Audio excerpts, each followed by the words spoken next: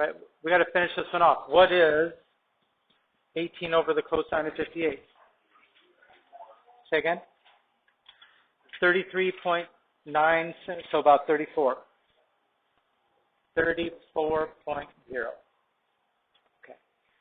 Next, and this is where this worksheet, I don't think it does you any favors, because then on the worksheet, they've actually got the 58 degrees here. And then it says find x. Well, of course, you subtract from 90. I mean, but that's not how you're going to solve the problems below that have x as an angle, right? You're going to have to do something more like what we do here. So pay attention to what we're about to do here. Okay, again, first step, which 2 out of the 3 sides am I given here? With respect to this angle, opposite, adjacent, hypotenuse. Pick 2. Opposite, hypotenuse. Okay, which trig function uses opposite and hypotenuse? Brian? Sine. Right, so we're going to say the sine of x equals 18 over 34.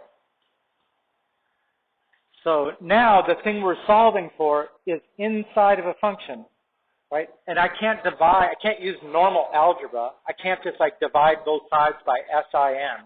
It doesn't work that way. And that's why we learned about inverse functions in chapter 7, right? What we have to do is we have to take the sine inverse of both sides.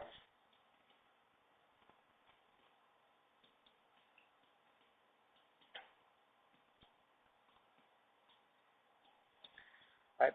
Because when you take the composition of a function and its inverse, what happens? They cancel each other out. And so you get x. That's how you isolate the x on the left. And so you have to do, what you have to do to solve now is do the sine inverse of 18 over 34. Now, on your calculator, I probably already have that up there, but the sine inverse is above the sine, right? It's second sine, right? Don't try to do sine and then hit the x to the -1 button. Not the same thing. You have to do second sine inverse. And if you're in degree mode, which you should be, then you should get 31.96, we'll round it to 32 degrees.